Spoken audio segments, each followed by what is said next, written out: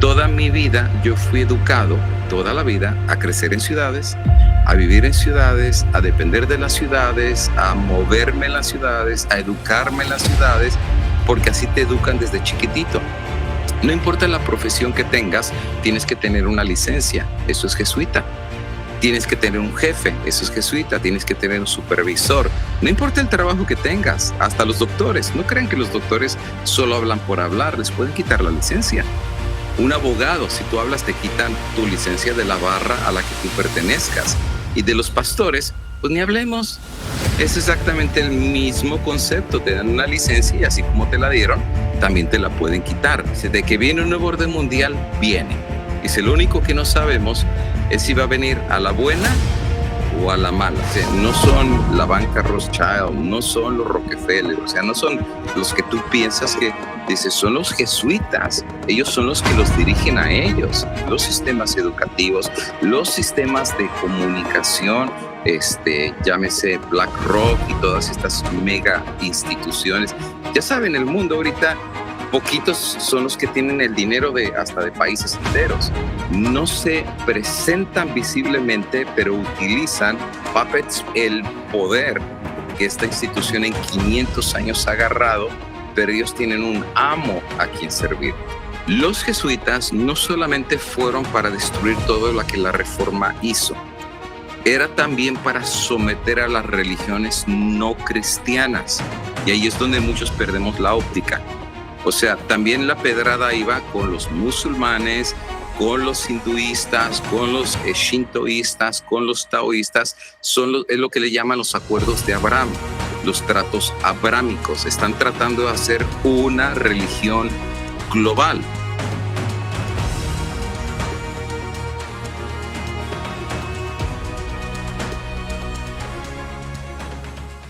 Bueno, escogieron el tema de los jesuitas. Y de entrada, necesito especificar algunas cositas. Ahora, yo no sé hasta dónde ustedes aguanten la verdad como es, o quieren que la medio presentemos medio en verdad. Porque a veces depende del grupo, ¿verdad? A veces depende del grupo. Sin diluir. Por ejemplo, apenas acabo de regresar de Chile porque ya se inauguró y dedicó la imprenta ya, gracias a Dios. Entonces, regresamos recién de Chile y se nos dejaron venir cantidad de hermandad y se pusieron a acampar. Fue muy bonito, pero no pudimos transmitir porque no hubo señal. Teníamos internet, pero estaba tan débil que dijimos, ya, mejor déjenlo así. A lo mejor Dios está permitiendo que lo que vamos a hablar sea solo para los que estamos aquí y no para el mundo. Entonces, pues nos destapamos y hablamos. Eso sí, de preguntas había muy buenas preguntas. Mucho joven que fue a la reunión, yo me quedé muy sorprendido y traían preguntas muy buenas de todo tipo. Entonces, sí hablamos muy francamente, hablamos muy abiertamente, pero hay ciertas cosas, a ver cómo se los digo, que a veces no estamos como iglesia tan preparados para entender. Podemos escuchar, pero eso no significa que estamos entendiendo el concepto. Entonces, en este caso, pues con ellos me abrí, o sea, de capa.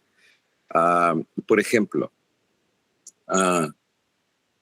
la iglesia adventista, en términos generales, es una organización, institución, que literalmente es multimodal, en el sentido de que en cada región y cada lugar no es exactamente igual.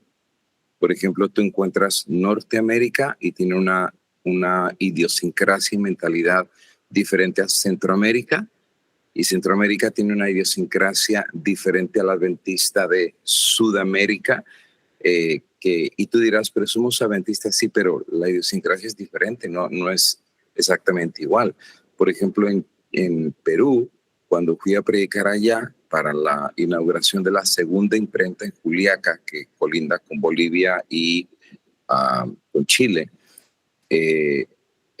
allá se hicieron esfuerzos para que la gente no fuera y se hicieron cartas de parte de la Unión y de la asociación, Y prácticamente al final del día fueron más de 1,000 personas y eso fue un evento muy bonito, porque la gente está como liberándose ya de ese concepto de, me borras de la iglesia, es como que ya estoy perdido, ya no voy a ir al cielo y ya perdí mi relación con Dios. Y ellos ya empezaron a entender, mientras yo esté bien con Dios, lo demás pues es como sobrante, ¿no? Porque como leímos ahorita en la cita, la relación entre espiritual es entre dos, es entre Dios y la persona. Eso se leyó en la cita hace como 4 citas anteriores, que me gustó mucho esa parte que es muy verdad.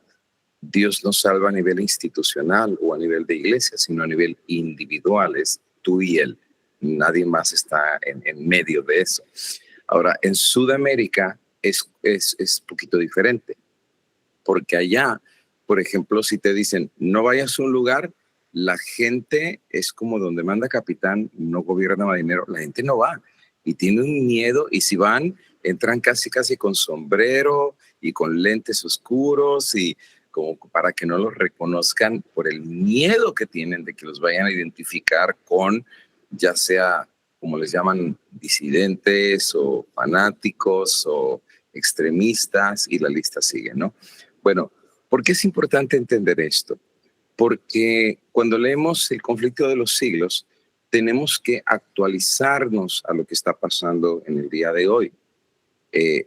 La Iglesia Católica tiene una característica, y la característica de que tiene más adelante, más o menos en la página 520 y tantos, Elena de White, cuando habla de la nueva modalidad en que va a entrar la Iglesia Católica, no va a ser exactamente igual a la modalidad que tuvo en los tiempos de la Reforma ni la Contrarreforma, porque ella explica que la Iglesia es camaleónica.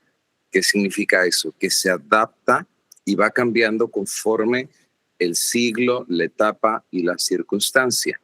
Entonces, yo no puedo esperar que en la recta final actúe exactamente como actuó en los tiempos de Íñigo López, que así se llamaba Ignacio de Loyola. Su nombre era Íñigo López. Ya después se cambió el nombre a Ignacio de Loyola en la conversión que tuvo en la cueva, donde supuestamente vio visiones, los ejercicios espirituales y todo eso. Entonces sale como un hombre transformado, como Pablo después de los 3 días, ¿no? Y comienza a ser el campeón, como dice Elena de White, de lo que sería conocido después como la Contrarreforma, que significa que la Iglesia Católica define que la reforma no es válida y que los puntos de Lutero tampoco eran válidos. Por eso se llamaba la Contrarreforma, y era un ataque de frente. Y nace el Concilio de Trento en el año 1540. Ahora sí sacan fechas. Lutero clava las tesis en 1517, y recién en 1540 se cita al Concilio de Trento. Y en el Concilio de Trento se oficializa la Contrarreforma con 3 puntos de partida. ¿Y cuáles eran los 3 puntos de partida? Número 1, Lutero está equivocado. En temas de políticas, uno no puede encontrar nada. Yo el día de ayer estaba tratando de llenarme de información para poder llevar a esta conversación. Pero si uno pone la palabra el padre Sousa, que es el líder de los jesuitas actualmente, uno no encuentra nada. Solamente encuentra en las noticias de que habló cuando se murió el Papa Francisco, que fue un gran hombre, y silencio total. Silencio total. Pone uno de los jesuitas, el colegio tal, la universidad tal, y silencio total. Pero dice aquí el espíritu de profecía que ellos están dirigiendo la política. Pero, ¿qué es lo que no nos están diciendo? ¿Qué es esa información? Porque vemos bastante guerra, agitación. Usted tuvo un tema ayer acerca de Irán, y aparentemente uno ve como que los jesuitas están dormidos. Pero sabemos que no tiene que ser así, porque el espíritu de profecía dice lo contrario. ¿Qué nos podría decir? No sé si Meli querías añadir algo más. Sí, quería mencionar que hablando de política, aunque si bien es cierto, estas son leyes religiosas, pero igual está mezclado en la política. Por ejemplo, uno de los impulsadores, o que le llaman el señor del domingo, Jonathan Berry, ministro de Trabajo de los Estados Unidos, cuando uno ve las entrevistas que él tiene a favor de las leyes dominicales, finalmente hablan de grupos que no observan el día domingo, sino por ejemplo el día sábado. Una frase interesante que los que son más conservadores de estos partidos dicen, bueno, al final es necesario que la minoría se sacrifique por un bien común. Entonces eso me lleva de una a pensar, por ejemplo, en el juicio de Jesús, cuando decían, bueno, es mejor que un hombre muera que toda una nación perezca. Entonces, y hablando acerca de adoctrinamiento en la fundación de escuelas, colegios, universidades, digo, wow, o sea, ahí se ve el impacto de esta mentalidad desde niños, la siguen cultivando adolescentes, adultos, que los llevan a esta clase de pensamiento como se leyó en el conflicto de los, en el conflicto de los siglos, que al final el mayor objetivo supremo es tan solo servir al Papa. Entonces ellos quieren imponer este sistema de doctrinas. O sea, en este caso, esa mentalidad que tienen. Entonces me llamó la atención aquello. Y otros defensores de estas leyes finalmente dicen algo similar, que bueno, no nos podemos sacrificar la mayoría por una minoría y que la minoría al final debería observar el día domingo. Que empezarán sí con leyes que tendrás dos opciones, que igual tendrás un salvoconducto, pero que al final la minoría tiene que acatar a la mayoría. Sí, por ejemplo, en la temática que presentamos el día de ayer, claro, dijimos cosas que ya después de reflexión son riesgosas de decir. Por ejemplo, nos pasó algo muy curioso el día de ayer. La camarita que tenemos cambiaba de color constantemente. Como dando la impresión, se ponía verde, después roja y después azul y nunca nos había pasado eso, se cortaba mucho la señal, porque hay ciertas palabras que tú dices y es como un red flag, por así decir, de cosas que estás diciendo, pero no dijimos todo. Por ejemplo, ayer hablamos del Mossad, que la gente ni siquiera sabe qué es eso, que es el equivalente a la CIA.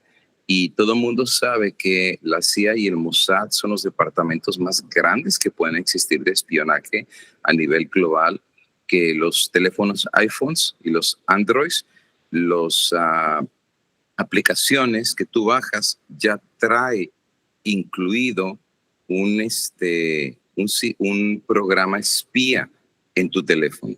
A menos que tú le quites lo del micrófono o la cuestión de la cámara, ellos tienen acceso a tu micrófono, tienen acceso a tu cámara. Por eso se ha sabido casos como Angela Merkel en Alemania, que la estaban grabando y sabían todas las conversaciones que ellas tenían. O sea, ellos tienen una base de datos de información de la vida de cada persona. Es lo que decía Malachi Martin en Las llaves de esta sangre. Dice, las estructuras que vienen bajo el nuevo orden mundial, dice, solamente estamos viendo la punta del iceberg, pero la realidad es que ellos van a tener un sistema de control sobre cada individuo y las naciones a nivel global. Y tú dices, eso es una locura. O sea, ¿cómo van a poder literalmente controlar a cada persona a nivel global? Porque tenemos todos un celular. Y con eso ya ni siquiera tienen que seguirte como antes te seguían los espías, ¿verdad? A dónde ibas, qué hacías. Y no, hoy en día ya con tu celular el sistema de mapas ya dice dónde has estado, a qué horas fuiste, cómo fuiste, tu teléfono que compraste. O sea, este es el sistema de espionaje más perfecto que puede existir. Ahora, ¿quién inventó todo esto en parte de tecnología? El Mossad junto con las grandes compañías de Estados Unidos. Ellos tienen información de cada presidente, de cada política, de cada nación. Se ha rumorado grandemente que Epstein, no son 1,000 páginas, no son 2,000 páginas, estamos hablando de millones de páginas y solo Dios sabe la cantidad de videos que han de tener.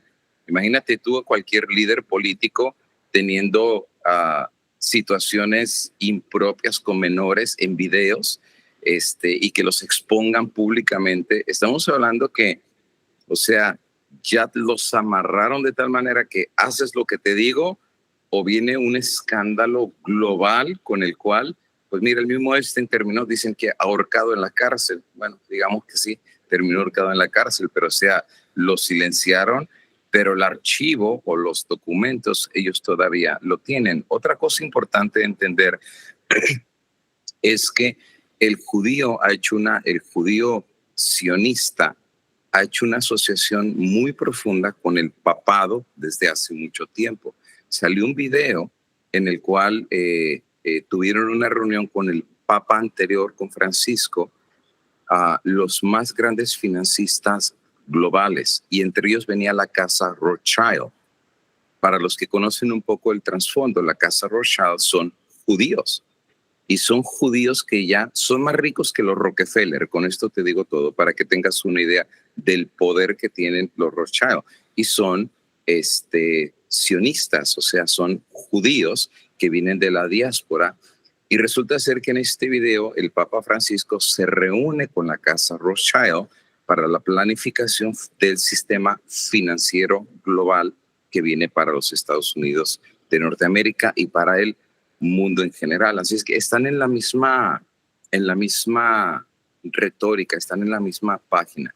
Ahora, un video que no puse el día de ayer, que iba a poner, por ahí lo tengo entre mis documentos, es el de una auditora del Banco Mundial que le encargaron. Ese video lo bajaron, ya no lo, si tú te metes al internet ya no lo encuentras, pero yo lo bajé antes de que lo quitaran del internet. Yo lo tengo en mis archivos digitales, en donde ella va a hacer una investigación acerca de bancos que están lavando dinero, etcétera, etcétera, y encontrar cuáles son los bancos más corruptos que están trabajando ya sea con el narcotráfico, y etcétera, etcétera.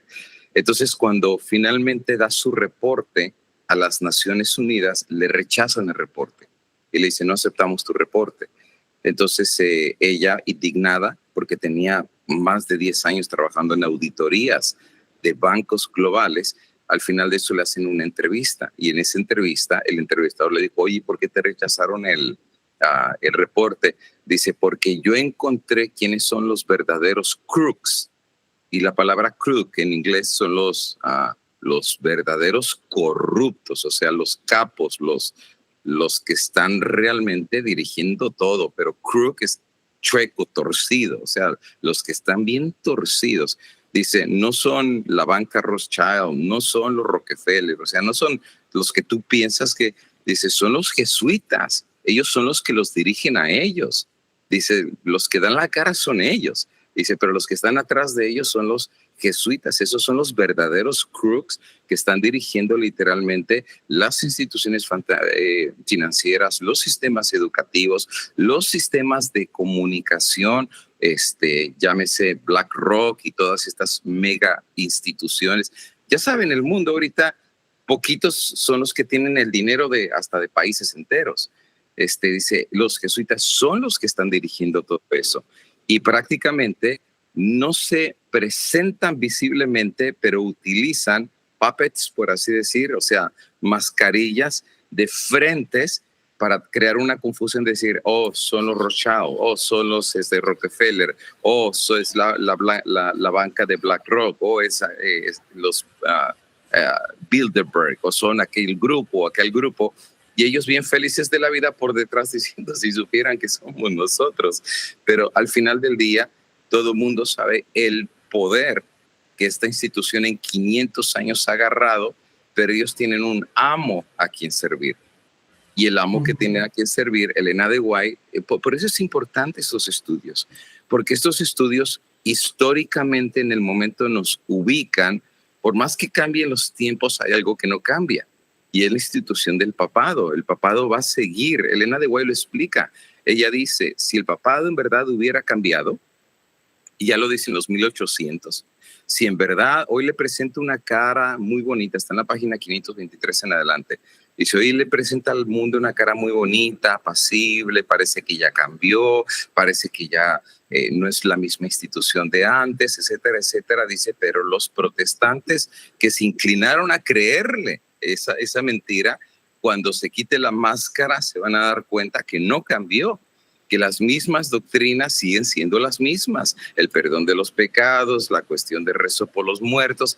Dice: solamente cambió el formato de afuera, pero por dentro siguen siendo lo mismo, y cuando comience la persecución es cuando se van a dar cuenta que se metieron con el enemigo y lo dejaron entrar a casa. Claro, nosotros los adventistas sabemos eso simplemente porque hemos leído El conflicto de los siglos.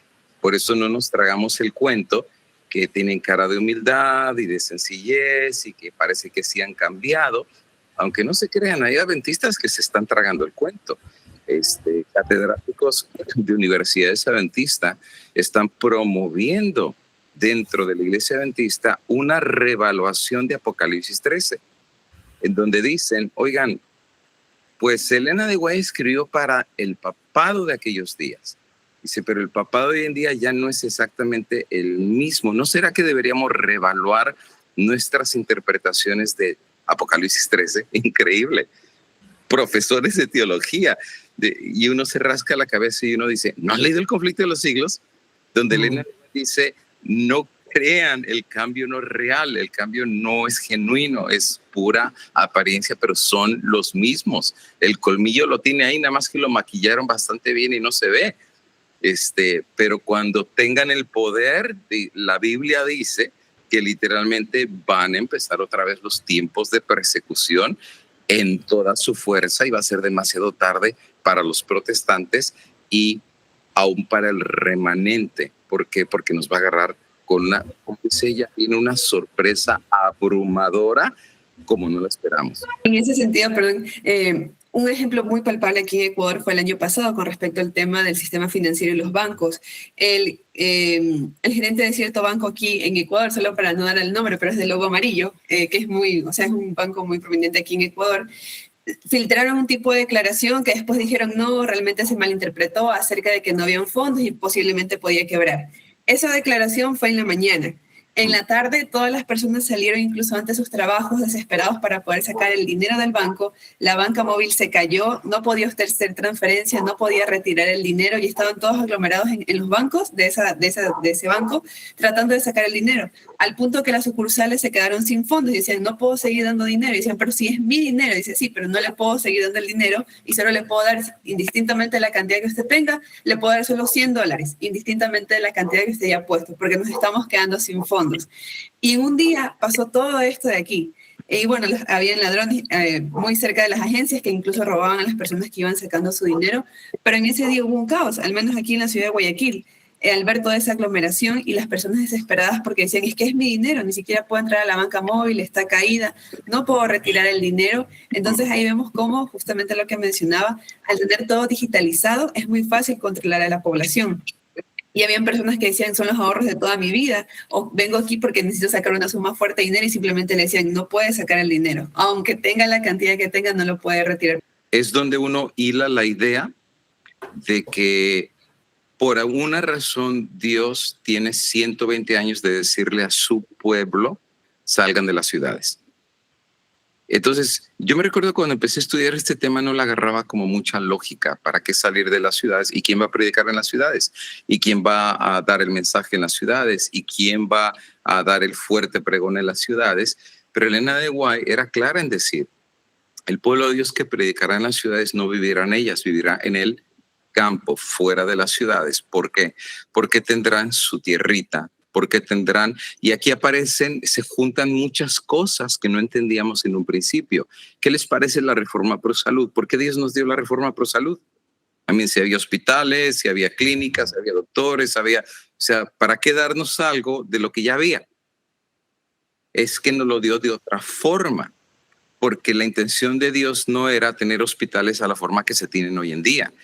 Ella dice, Dios tiene médicos que solamente Él aprueba. ¿Y cuáles son? Pues ya lo sabemos, ¿no? El agua, el ejercicio, la vida en el campo, etcétera, etcétera. Porque iba a llegar un momento que en el plan que Satanás tenía, no es contra el mundo, y en eso tenemos que estar bien claros, ¿eh? Todo lo que viene a nivel global no es contra el mundo. O sea, porque el mundo ya, el diablo ya sabe que lo tiene. O sea, el diablo no se preocupa de cualquier nación. Miren, todos están es feo decirlos, pero todos están en la misma cama, o sea, todos están asociados, literalmente. Todos están conflagrados, por así decirlo. En Apocalipsis 17, la cuestión de los 10 cuernos, donde dice, Dios les pone en el corazón darles su apoyo a la bestia por 1 hora. No es de ellos, es que Dios se los permite. Y el mundo entero le va a dar el apoyo a la bestia cuando la herida mortal sea sanada, incluyendo Estados Unidos, y no solamente Estados Unidos, incluyendo Israel.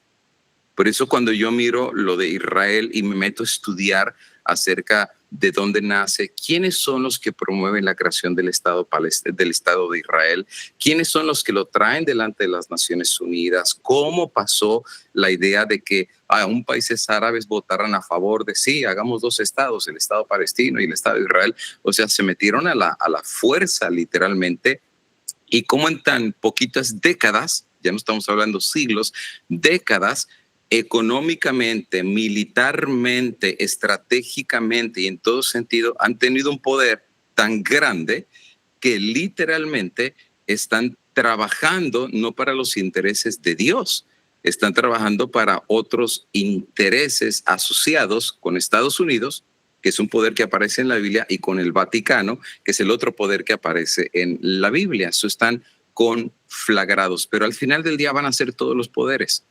Los ricos, Starlink con los satélites, las instituciones bancarias, la institución de salud. Ya lo vimos con el COVID. O sea, simplemente ustedes vean ahí el claro ejemplo de lo que viene. Con el COVID fue un experimento. Eso ya lo sabemos. Cuando hacemos una reflexión hacia atrás, fue un experimento global. Se decía que era de un pandolín, se decía que era de sopa de murciélago y de toda esa clase de cosas. No, hoy en día sabemos que lo hicieron de un laboratorio, eso ya lo sabemos, y que Fauci hasta se desapareció, que las grandes farmacéuticas que hicieron las vacunas, ¿dónde está Moderna? Ya la cerraron, ya se fue a la bancarrota y la cerraron. ¿Dónde está AstraZeneca? Ya la cerraron. Y todos los archivos de qué tenían las vacunas, solo Dios sabe qué tenían. Y el que se puso eso, pues solo Dios sabe qué se puso. ¿Y en qué etapa de la historia se ha sabido que se han puesto 1 refuerzo, 2 refuerzos, 3 refuerzos, 4 refuerzos? Hay países que hasta 7 refuerzos se pusieron, pero era un experimento de ver cómo responde la población ante eventos de crisis, cómo responden las instituciones de salud, políticas, financieras, cómo responden los países, cómo responden los maestros, cómo responden las iglesias, los líderes, los pastores. Ahorita ya tienen una buena idea. Ya saben que metiéndole suficiente miedo a la gente es capaz de todo. Aunque no sepa, aunque sean experimentales, aunque no tengan aprobación médica, pues es de emergencia, póngansela. ¿Y qué tiene? Pues yo no sé, solo firma el papelito y póntelo. Y yo me lo recuerdo porque a mí me tocó viajar a varios países que ni siquiera te dejaban entrar al país si no te ponías la vacuna, o si no te ponían los hisopos, que eran gigantescos, hasta al fondo de la garganta para sacar los supuestos virus, para hacerte un examen que después supimos que era un examen que no servía absolutamente para nada, porque te daban falsos negativos. Y el mismo que hizo el examen llegó a decir, ¿saben qué? No es correcto, no sirve, no lo utilicen, y hasta a él le cayeron la boca. Entonces, vemos la tendencia hacia dónde va, y eso se va a repetir otra vez en el tiempo del fin con los que vivan en las ciudades. Y de hecho, desde hace mucho tiempo, por ejemplo, ¿quién maneja El Economista? ¿Quién maneja las más grandes publicaciones a nivel global? Son ellos. ¿Quién maneja los medios de comunicación? Son ellos. ¿Quiénes son los dueños de las redes sociales? Son ellos. Por eso nadie te da nada gratis. Todo lo que es gratis no es gratis. Todo lo que tú subes a Facebook es de ellos. Todo lo que tú subes a Twitter es de ellos. Fotos, videos, textos. O sea, ellos son dueños absolutamente de toda la información. ¿Por qué es importante entender esto? Porque en el tiempo del fin la historia se va a repetir. Es el paralelismo, es la repetición de la historia. ¿Cómo crucificaron a Jesús? O sea, ¿cuál fue la metodología que usaron para crucificar a Jesús? Trajeron falsos testigos y tergiversaron lo que él dijo. Eso es muy posible que los que predicamos van a agarrar un pedacito de un sermón y otro pedacito de otro sermón y otro pedacito y van a decir, miren toda la cantidad de barbaridades que dijo. Y tú dices, pero si nomás pusieron 30 segundos, o sea, vean todo el sermón. Pero no, o sea, simplemente las mismas palabras que decimos van a ser lo que van a usar en contra de nosotros. Por eso dice que muchos que viven en el campo van a ir a la ciudad, pero ya no van a regresar. Pero sus familias van a estar seguras en él, campo, pero sus hijos van a seguir la obra que sus papás comenzaron. Entonces, este concepto yo no lo entendía sino hasta hace algunos años, porque toda mi vida yo fui educado, toda la vida, a crecer en ciudades, a vivir en ciudades, a depender de las ciudades, a moverme en las ciudades, a educarme en las ciudades, porque así te educan desde chiquitito. No importa la profesión que tengas, tienes que tener una licencia, eso es jesuita. Tienes que tener un jefe, eso es jesuita. Tienes que tener un supervisor. No importa el trabajo que tengas, hasta los doctores. No crean que los doctores solo hablan por hablar, les pueden quitar la licencia. Un abogado, si tú hablas, te quitan tu licencia de la barra a la que tú pertenezcas. Y de los pastores, pues ni hablemos. Es exactamente el mismo concepto. Te dan una licencia y así como te la dieron, también te la pueden quitar. Han sido muy astutos los jesuitas en este nuevo sistema que estamos entrando. Lo decía el presidente Roosevelt en aquellos años. Dice, de que viene un nuevo orden mundial, viene. Dice, lo único que no sabemos es si va a venir a la buena o a la mala. O sea, si lo vamos a poner a la fuerza o si lo vamos a poner por voluntad propia. Es lo que él no sabía en aquel entonces. Hoy en día sabemos que la gente voluntariamente lo está haciendo, literalmente. Producto que Satanás les da, las series se las ven desde el principio hasta el final. Películas que salen, la gente se las ve de arriba para abajo. La vida espiritual ha ido matando desde hace mucho tiempo por vivir en las ciudades. Después nos decimos, ¿por qué los jóvenes ya no quieren venir a la iglesia? ¿Por qué los jóvenes andan tan mal? ¿Por qué los jóvenes espiritualmente están mal? Porque hemos desatendido la palabra profética. Elena de White dice, saquen a sus hijos de las ciudades, porque se van a contaminar, porque vivir hoy en las ciudades ya no es bueno. Pero en el campo aprenden del segundo libro de Dios, que es la naturaleza. Ahora, tenemos años de estar en el campo y ha sido literalmente como un parto. Les puedo decir, vivir en el campo no es cosa fácil. Es literalmente vivir entre víboras, vivir entre serpientes, vivir entre alacranes, vivir entre toda clase de cosas que en la ciudad no lo es. Estamos hablando que es el hombre contra la naturaleza, por así decir, ¿no?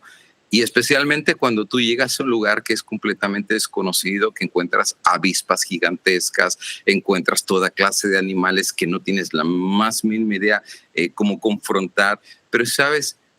Con el paso del tiempo te vas adaptando a vivir en el campo, te vas adaptando a vivir en la naturaleza, aprendes lo que es la siembra, aprendes lo que es el pH de la tierra, aprendes lo que es el cultivo de la tierra, aprendes lo que es la semilla que es orgánica y no la inorgánica, aprendes plantas curativas que antes en la ciudad no tenías la más mínima idea porque te enfermabas y te daban antibióticos, acitromicina, y toda clase de medicina que en vez de hacerte bien hasta terminaba haciéndote mal, pero ahora aprendes a aprender de la equinacia, aprendes de lo que es la cuestión del Golden Seal, no sé cómo se traduce en español, que es fuertísimo. Tú te pones unas gotitas en la garganta y te mata todo, literalmente bacterias y microbios. De hecho, no hay país al que no salga sin que yo me lleve una formulita que me hicieron que tiene todo esto. Y yo antes de entrar a predicar o saludar a los hermanos me pongo 3, 4 que no puedo ni respirar y hasta se me voltean los ojos, que es muy fuerte, pero por la gracia de Dios no te enfermas. O sea, porque Dios ha hecho cosas muy potentes en la naturaleza. Hay plantas que son muy buenas, hay plantas que son extremadamente curativas y que el pueblo de Dios ni la sabemos. O sea, no tenemos ni la más mínima idea. Cuando no te atiendan en el hospital, tú tienes tu hospital en el campo. Cuando no tengas trabajo y no tengas para comer, pues tú tienes tus árboles en el campo y tú tienes tu comida. Por eso Elena de White dice, Dios está intentando que su pueblo regrese a la dieta original. ¿Y cuál es la dieta original?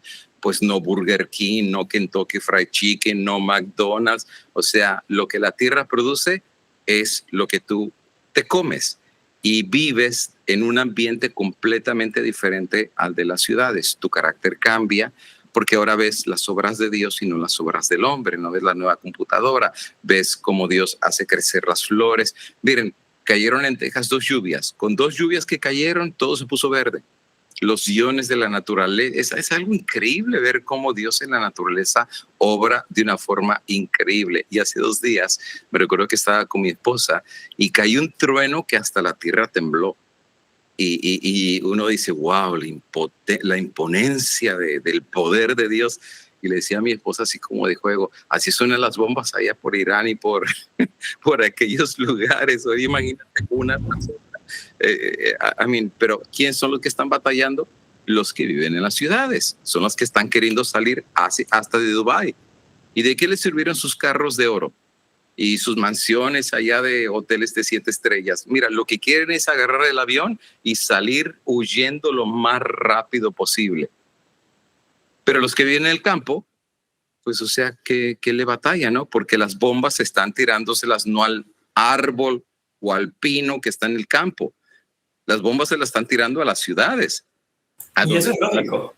Es súper lógico, porque vendrían los juicios de Dios. Y no siempre los juicios de Dios se manifiestan que Dios va a meter la mano. Dios va a permitir que ellos mismos, con lo que ellos están haciendo a través de plagas, de pestes, de pandemias, de guerras y colapsos económicos, ellos ya tienen una planificación en donde van a estrangular a todos los habitantes que vivan en la ciudad. Por eso, si ustedes se fijan en la Agenda 2030, una de las cosas que están tratando de cambiar, pero gracias a Dios no lo han logrado todavía, lo de la banca ya lo tienen cocinado. Eso ya no hay vuelta atrás. El dinero digital viene porque viene, eso ya ni tú, ni yo, ni nadie lo va a cambiar. Eso ya está. El ecumenismo ya también ya lo cocinaron. La rana ya la cocinaron hace rato. Todas las iglesias evangélicas hicieron pactos ecuménicos. Y yo tengo todos los documentos. La iglesia metodista, la iglesia luterana, la iglesia anglicana, todas las iglesias, incluso la adventista, se ha dado sus vueltas al Vaticano y ha hecho diálogos ecuménicos con el Vaticano. O sea, no hemos sido exentos. Y no me sorprende porque pues, es la iglesia que predica más la profecía contra el papado. Pues obviamente los ojos del papado iban a estar en la iglesia adventista. Eso era muy normal que obviamente tuvieran los ojos sobre nosotros. Hoy en día ya lo sabemos. Hay la CETAI, es un organismo controlado por la Iglesia Católica y que da acreditación a las maestrías y doctorados de los que nos están dando clases a nuestros pastores de nuestras iglesias. O sea, ya eso ya lo, o sea, no es algo de, ya tienen años haciéndolo. De hecho, a mí me quedé muy sorprendido donde yo estudié en Montemorelos, ahí en México. Hay un sacerdote jesuita sentado atrás revisando las clases que le están dando a nuestros teólogos y sentado ahí atrás como nada. O sea, y si eso es, y no solamente es Montemorelos, son de México hacia abajo todas las universidades, sea la de Costa Rica, la de Chile, el país que tú quieras está bajo CETAI. Al principio yo me sorprendía, pastor, porque decía, bueno, ¿y cómo? Pero realmente si no lo hacen, no están haciendo su trabajo, porque realmente ellos quieren justamente poner abajo la reforma. Y si no no estarían tratando de infiltrar y no seguirían haciéndolo, cambiando nuestra teología, realmente no estarían haciendo su trabajo. Exacto. Pero esto lo han planificado por siglos. Volvemos a lo mismo. Se fueron metiendo de a poquito, es como la rana, ¿verdad? La vas hirviendo, subiéndole el calor del agua y cuando ya recuerdas, la rana está hervida y ni cuenta se dio. Entonces, ¿cómo el diablo le ha hecho para controlar el sistema financiero? De a poquito. Si no, pregúntenle a Milei. Le dieron $20 mil millones. Argentina la vendió y ni cuenta se dio. Nunca les van a pagar ese dinero de regreso. Les van a quitar los recursos, les van a quitar el dinero, no lo quieren creer, pregúntale a Venezuela. En cuestión de un solo día, en 4 horas les quitaron al presidente y se quedaron ya con los pozos petroleros. Si tú piensas que no son capaces de hacerlo, lo están haciendo ya delante de tus ojos, lo están haciendo delante, o sea, ya no tienen ni siquiera la vergüenza de decir, hagámoslo en una operación ultra secreta que nadie lo sabe. No, ya lo hacen en vivo y en todo color. Hasta dicen que usaron máquinas que hacían que vomitaran los 400 guardaespaldas de Maduro y que al final del día salió hasta con la esposa. Y eso te da como una idea de, caray, ¿por qué se llevaron a la esposa? Si el otro era con el que tenían el problema. Todos están en lo mismo. Hay un plan que ya lo tenían designados desde hace mucho tiempo para el control del dinero, control de los recursos, control de la banca, control de la religión. O sea, se han expandido de una manera que ahorita no hay forma de salirse de los tentáculos para el nuevo orden mundial y especialmente las religiones. Y aquí hago un paréntesis de explicación. Los jesuitas no solamente fueron para destruir todo lo que la Reforma hizo, era también para someter a las religiones no cristianas. Y ahí es donde muchos perdemos la óptica. O sea, también la pedrada iba con los musulmanes, con los hinduistas, con los shintoístas, con los taoístas. Es lo que le llaman los acuerdos de Abraham, los tratos abrámicos. Están tratando de hacer una religión global. Entonces el ecumenismo, por eso van a ver al Papa que se reunió con el Dalai Lama, que se reunió con el líder de la religión musulmana, que se reunió con gurús de la India, o sea, hasta con brujas. Salen en reuniones que las brujas están echando humo y todo eso.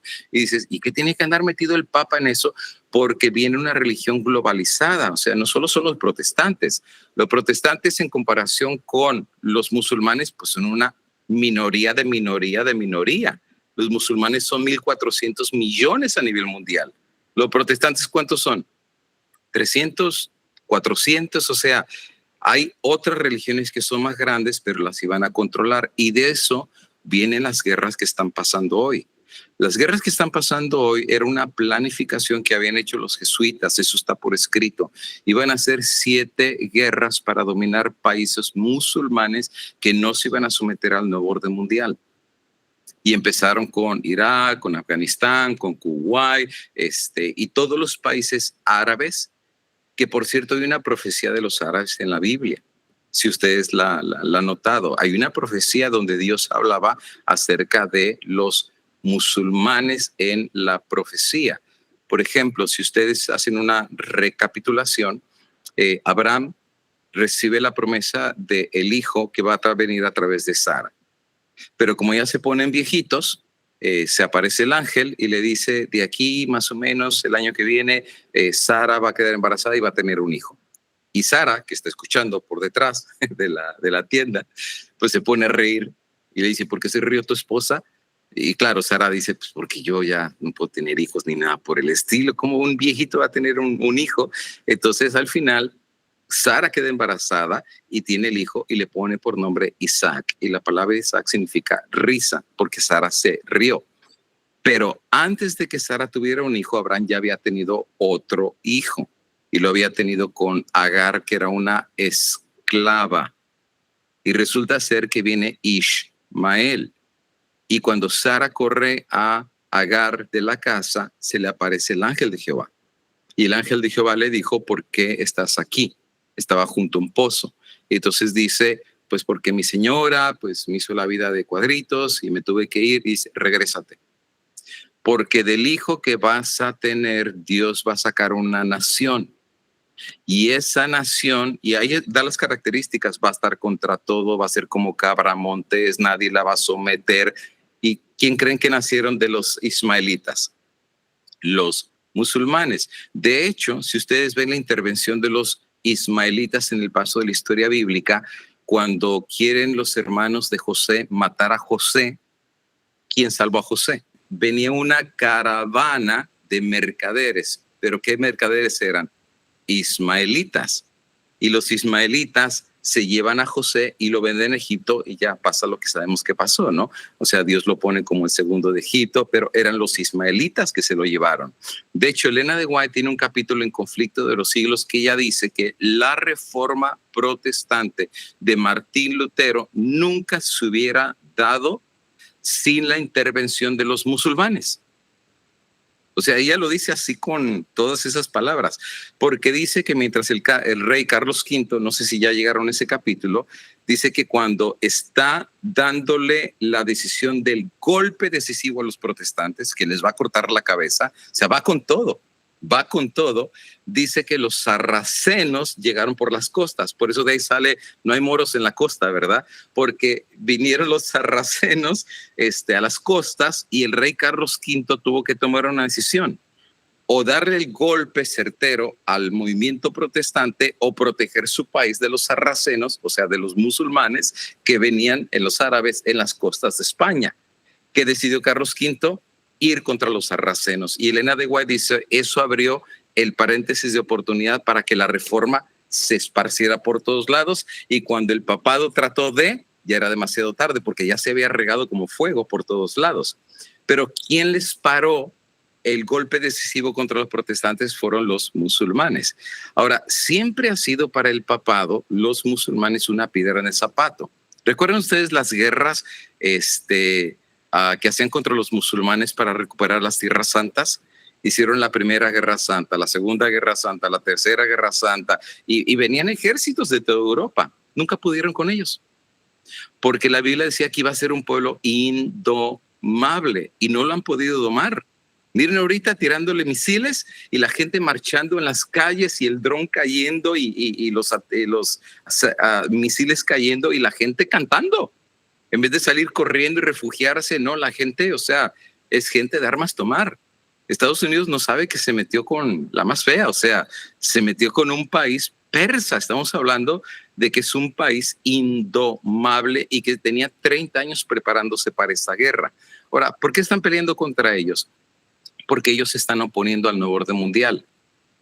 Y todo el que se oponga contra el nuevo orden mundial lo van a poner en línea, cueste lo que cueste.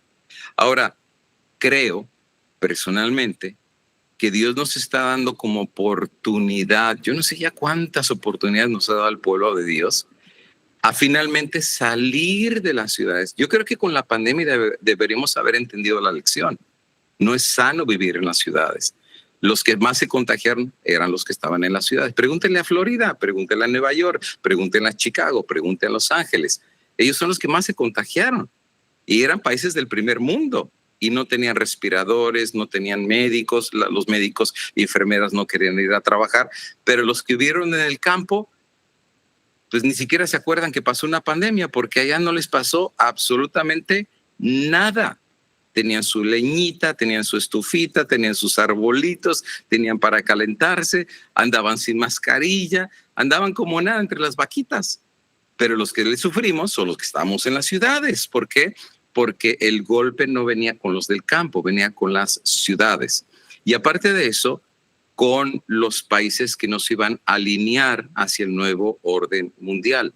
Por esa razón, el papado siempre ha tenido en la mira el someter a los países musulmanes que no se han querido someter. ¿Avanzado? Sí, pero todavía no con todos. E Irán era una piedra grande en el zapato. Por eso no es una casualidad que ahorita estén cayéndole con bombas y bombas de arriba para abajo y no pueden.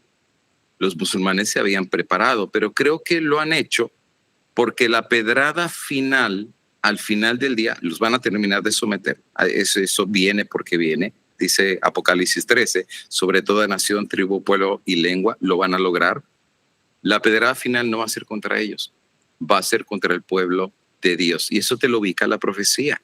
El dragón se llenó de ira en contra del remanente. No es con los musulmanes, no es con los otros, es contra el pueblo de Dios que obedeció.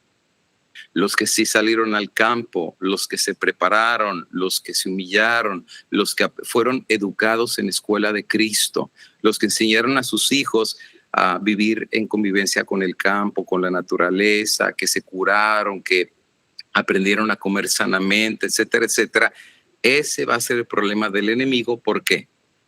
No es porque vivieron en el campo, o sea, no es porque comieron crudo o porque comieron calabazas y lo que daba la tierra. Es porque la gente que obedeció a Dios tiene la gran posibilidad de recibir la lluvia tardía. Y aquí viene el punto central, y el diablo lo sabe, el papado lo sabe. Con nosotros solos puede, nos mete tentaciones y nos hace caer. nos pone películas, nos hace caer, nos pone series. O sea, humanamente hablando, no tenemos oportunidad de combatir ni pelear contra huestes de demonios y una sociedad como Sodoma y Gomorra, ateísta y corrompida, pues tarde que temprano, o sea, tanto va el cántaro al agua que al final del día se rompe. O sea, mientras estemos en la ciudad es difícil ser espiritual, se los digo. Me ha tocado ir a Australia, me ha tocado ir a Canadá, me ha tocado ir a los países del primer mundo, vivo en Estados Unidos y déjenme decirles, es difícil ser espiritual en lugares ricos. Es difícil buscar a Dios donde hay comodidad, donde hay lujo, donde hay carros del año, donde hay el teléfono último que te lo dan gratis. Es difícil. ¿Saben cuáles son los países que más buscan de Dios? Los que más sufren, que no hay dinero, no hay ni para comer, son los que más buscan de Dios. Ahora, cuando una persona está conectada y consagrada a Dios, puede recibir el Espíritu Santo. ¿Qué significa eso? Se llama la lluvia tardía. ¿Qué significa que recibirá la lluvia tardía? Que el diablo le tiene miedo, no a la persona sin Dios, pero a la persona con Dios. Porque a nosotros sí nos puede vencer, pero a Dios no lo puede vencer. Por eso Elena de White dice que los que reciban el sello de Dios serán invencibles. Y yo cuando escucho esa palabra hasta se me enchina la piel, invencibles. O sea, por eso ella dice, lo que pasó con los apóstoles es un pálido reflejo de lo que viene en la lluvia tardía. Cuando llegue la lluvia tardía, el enemigo no podrá vencerlos. Serán intocables. Van a hacer milagros. Eso de la reforma protestante dice que le van a poner la mano a la gente y la van a curar. O sea, ni siquiera van a tener que darle equinacia, ni le van a tener que dar tecito de orégano, no, le van a poner las manos y los van a curar. Van a hacer milagros que literalmente no se han visto desde los días apostólicos. Ahora, ¿le va a caer el Espíritu Santo a todos? No. A los que se consagraron a Dios, a los que buscaron a Dios, a los que fueron leales y obedientes a Dios. Pero mientras estemos en las ciudades, el diablo, que es muy astuto, tiene muchos atractivos. Y a nuestros jóvenes, lamentablemente, nos los ha agarrado. Y a los jóvenes les gusta la ciudad. Si tú le dices a un joven, vámonos al campo, el joven no te quiere seguir. Porque el joven dice, ¿y en el campo hay Facebook? No, pues no hay ni señal. ¿Y en el campo hay Kentucky Fried Chicken? No, pues, o sea, hay puros árboles. Y en el campo en el campo no hay literalmente lo que tenemos en la ciudad. Entonces, la ciudad ha ganado el corazón de nuestros hijos. Ahora, ¿está planificado esto? Absolutamente sí. ¿Cuánto se gasta para hacer una película en Hollywood? Hay presupuestos de hasta $300 millones. ¿Cuánto gastamos en la iglesia para hacer programación espiritual profunda para nuestros jóvenes? Nada. Son campamentos que les hacemos de conquistadores y esto y lo otro, pero, o sea, los jóvenes dicen, yo ya no quiero ir a la iglesia porque es muy aburrida. O sea, el corazón ya se les fue ganando de a poco a poco. Han sido astutos. Eso sí les puedo decir acerca del papado y los jesuitas. Han sido no solamente astutos, sino bien trabajadores.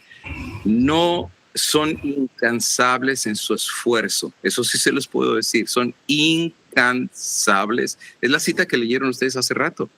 O sea, así como los siervos de Dios estaban dispuestos a dar la vida, ellos duplicaron ese mismo sistema.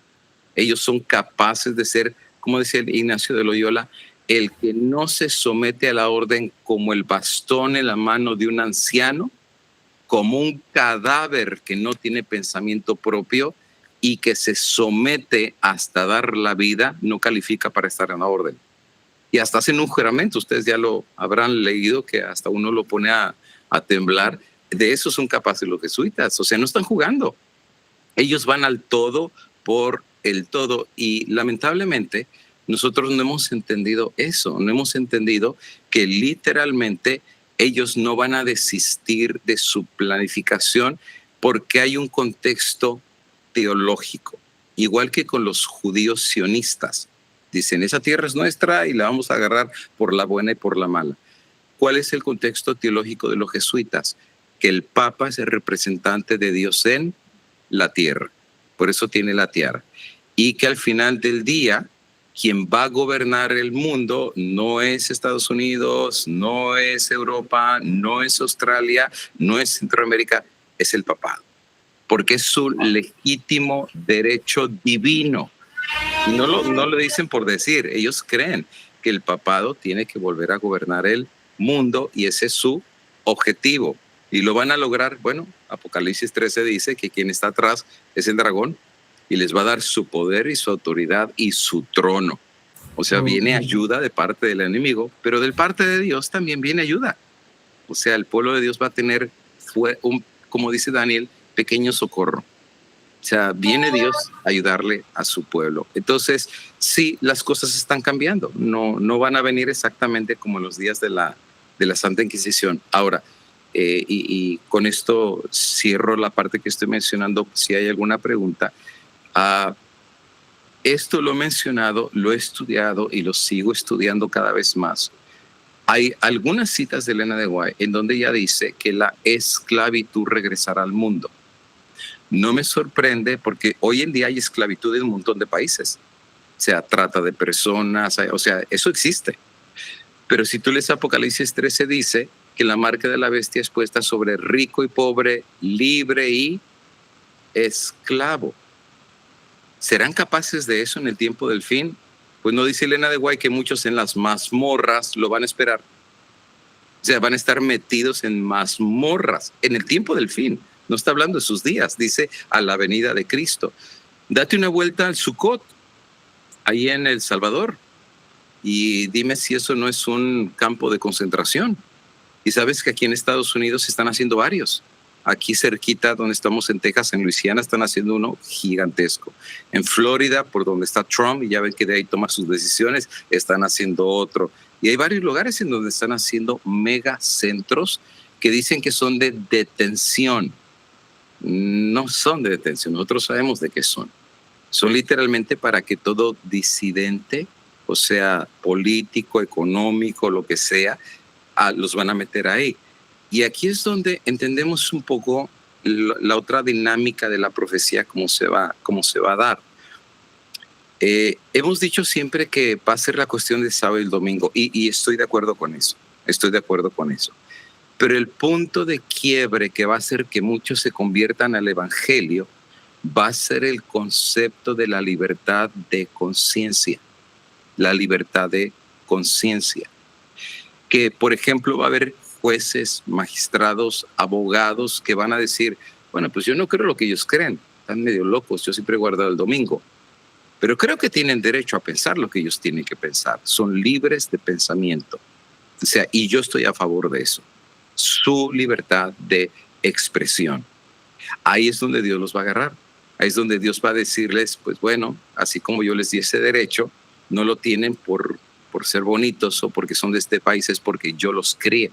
Y así como los cría a ellos y tienen libertad de expresión y de decisión, tú también lo tienes. Por eso muchos se van a convertir, porque van a saber que hay un creador, que no vienen de la evolución, que no vienen de una institución, que esos derechos no se los dio un país, que esos derechos no se los da una carta magna, que esos derechos se los dio Dios. Y por dárselos Dios, por eso Elena de White dice que nosotros defenderemos no nuestro punto de vista ni nuestra honra, defenderemos al Creador y a aquel que nos dio lo que nosotros tenemos, y eso será la primera vez que la gente lo escuche, porque la gente nunca va a entender estos conceptos hasta que alguien se los diga, pero ya estando juzgado, o que ya lo tengan enfrente de las cámaras, y miles, Elena de White dice, se convertirán por el testimonio de pocos. A esos pocos el diablo les tiene miedo si están llenos del Espíritu Santo. Si no, pregúntenle a Pedro. La sombra de Pedro curaba a la gente. A Pedro le iban a cortar la cabeza y un ángel lo sacó y ni lo vieron. O sea, lo hizo invisible. Ni siquiera lo pudieron ver. O sea, cuando venga el Espíritu Santo, y eso también nos pone en una pregunta retórica dura a la iglesia. La iglesia adventista hace rato hemos estado orando por la lluvia tardía. Yo me recuerdo desde que era chiquito, oremos por el Espíritu Santo, oremos por la lluvia tardía, oremos por la lluvia tardía. Ok, pregunta. Si yo tengo que pedir que venga la lluvia tardía, quiere decir que no ha venido. O sea, porque si ya hubiera venido, ¿para qué sigo pidiendo que venga si ya llegó? Entonces quiere decir que no ha venido. Y si no ha venido, entonces la pregunta que deberíamos de hacernos es, si no ha venido a dirigir a su pueblo y estar sobre su pueblo, ¿quién está dirigiendo al pueblo? O sea, si no ha venido el Espíritu Santo, ¿quién está dirigiendo al pueblo? Y si sacamos la conclusión que de repente no ha venido el Espíritu Santo y lo necesitamos con urgencia, según la Biblia, el Espíritu de profecía, las cosas que están pasando no son coincidencia. El diablo ha hecho su obra dentro, no solo de la iglesia adventista, sino de todas las demás iglesias. Pero, regreso a lo mismo, hay un pueblo que Dios tenía y va a tener preparado en el tiempo del fin. La Biblia le llama a los 144,000. Y estos 144,000 van a ser con el carácter de Dios, las características de Dios. Y siempre, cada país que voy, siempre me hacen la misma pregunta. Literales o simbólicos, literales o simbólicos. Digo, miren hermanos, la respuesta de Elena de hoy fue muy simple. Si son o no, lo sabremos dentro de poco. ¿Por qué? Porque cuando venga la prueba se va a saber quién es quién. Y si más bien esforcémonos por reflejar el carácter de los 144,000. Y si tú eres de los 144,000, lo vas a saber. ¿Y cómo lo vas a saber? Porque te va a caer el Espíritu Santo. Y tú vas a conocer el poder de Dios. Pablo le llama el dínamo, el poder movedor de Dios. Tú lo vas a sentir, o sea, vas a hacer cosas por el poder de Dios que nunca pensaste que podías llegar a hacer. Y muchos jóvenes, eso a mí me anima, van a recibir la lluvia tardía. Eso lo dice el libro de Joel 2:38. Los jóvenes profetizarán y los viejos tendrán sueños y los jóvenes tendrán visiones. ¿Qué significa visiones? ¿Saben cómo se le llamaban a los profetas en el Antiguo Testamento? Videntes. Porque veían cosas. Y los jóvenes tendrán visiones. ¿Y por qué los ancianos tendrán sueños? Porque los ancianos, que son respetables, van a corroborar las visiones que los jóvenes están viendo. Van a decir, eso es de Dios. Eso es igual que Elí con Samuel, ¿verdad? Elí reconoció quien está hablándole al pequeño Samuel no es su conciencia, es Dios mismo. La próxima vez que te hable, tú dile, habla y tu siervo oye. El viejo con el joven hicieron un equipo ahí, pero no fueron los hijos de Elí. Simplemente uno que Ana fue a dejar.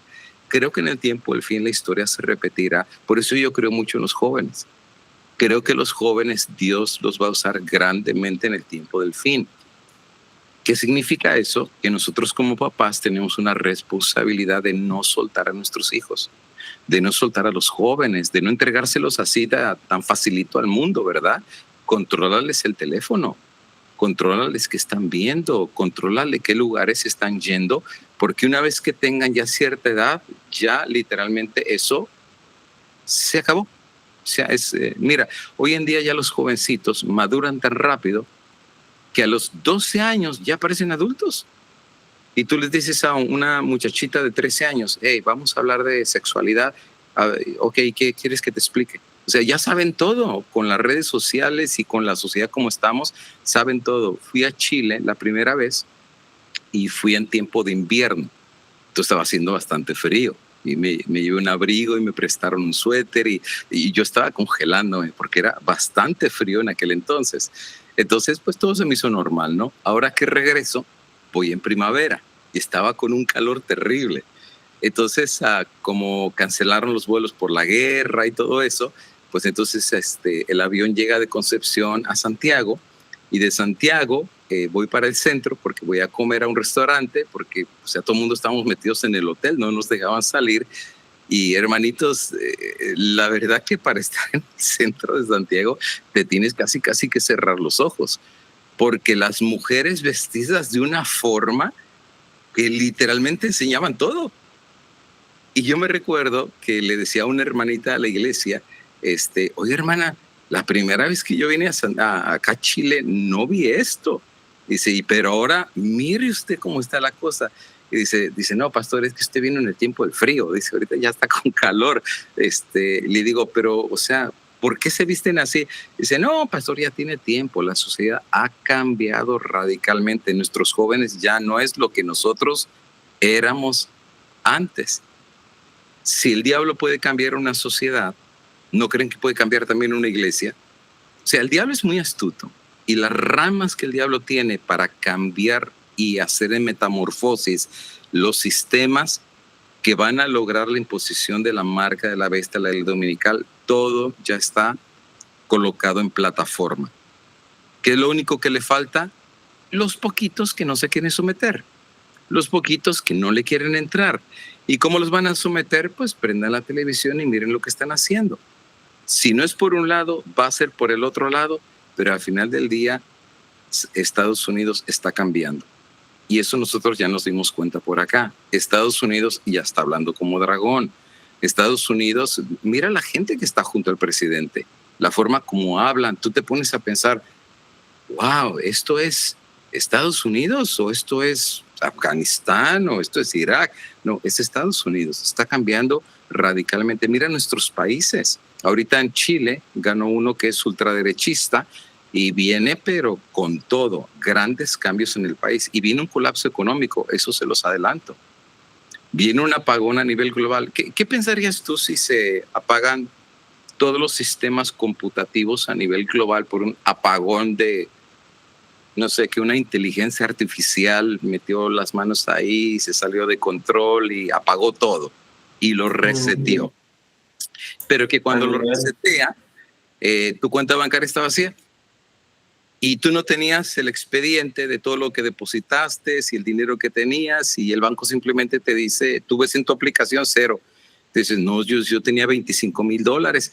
No, pues lo siento, o sea, pues es que nosotros ya tampoco tenemos archivos porque todo era digital y al apagarse también perdimos todos los archivos y no tenemos forma de recuperarlos, o sea, se borró todo. Entonces, literalmente, el mundo entraría en una crisis financiera. Eso es fácil, eso no es complicado. El banco simplemente les diría, no se apuren. Miren,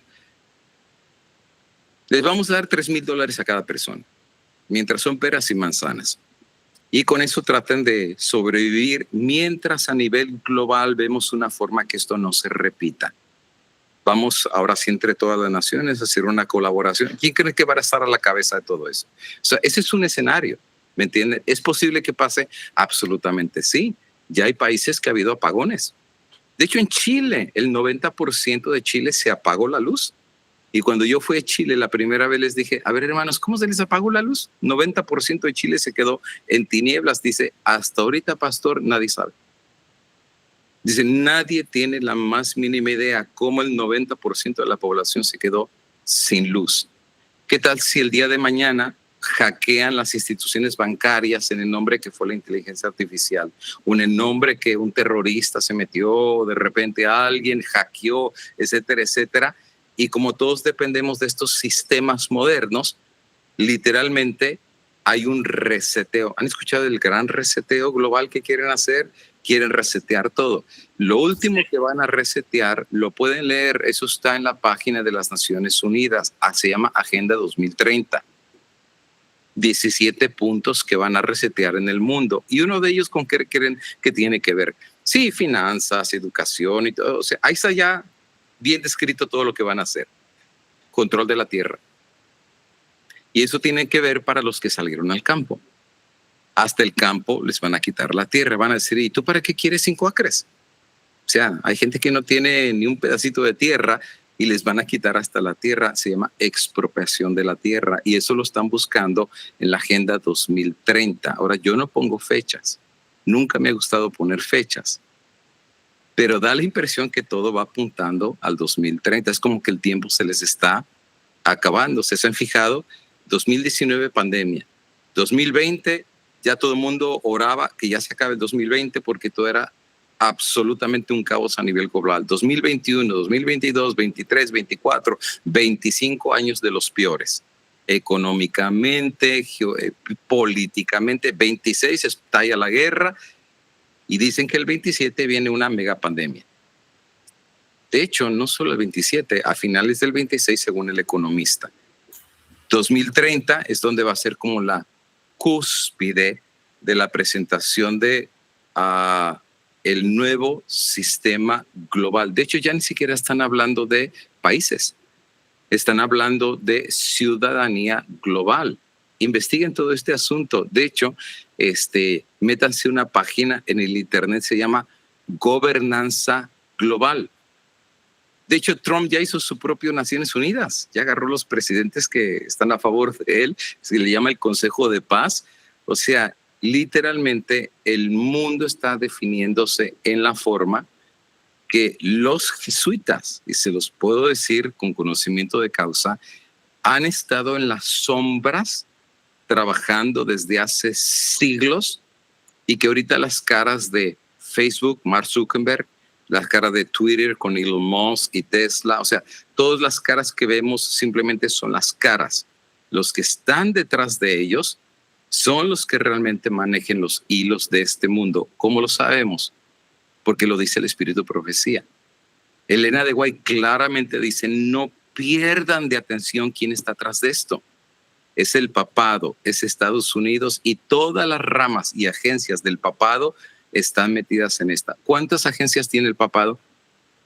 No termino de decirles todas las agencias, pero tiene cantidad de agencias que han manejado política, finanzas, educación, eclesiología, llámese Caballeros de Colón.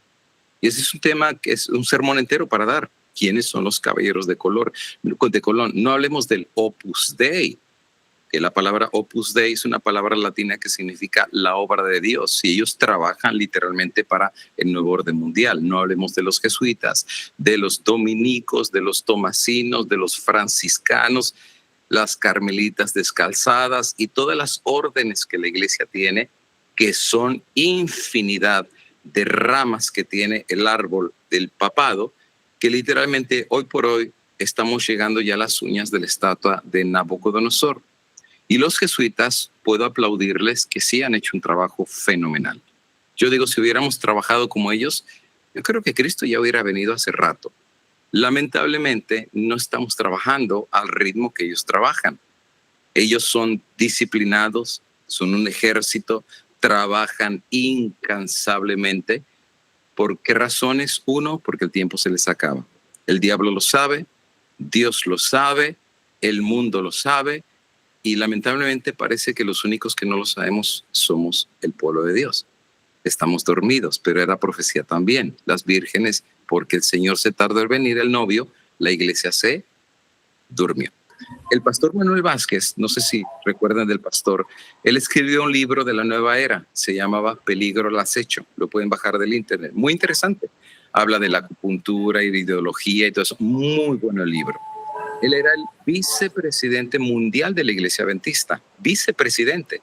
Y una vez me tocó ir a Silver Springs, que por cierto mañana voy para allá, tengo que ir a dejar libros.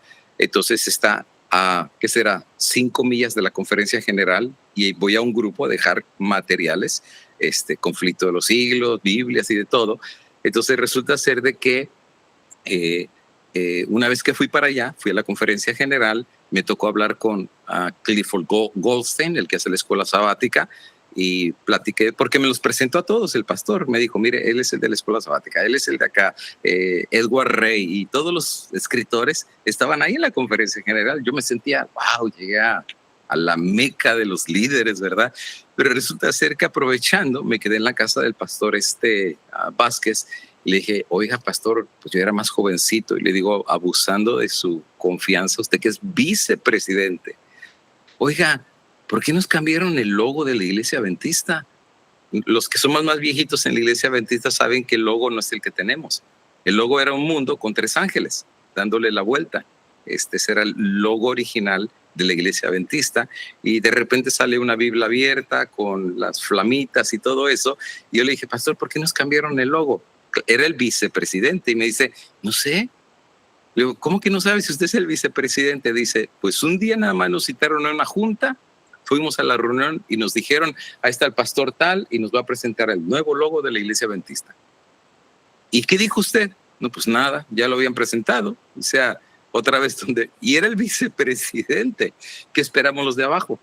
No sé si me entienden lo que les digo. O sea, hay cambios que vienen de arriba y de a poco se van dando hacia abajo.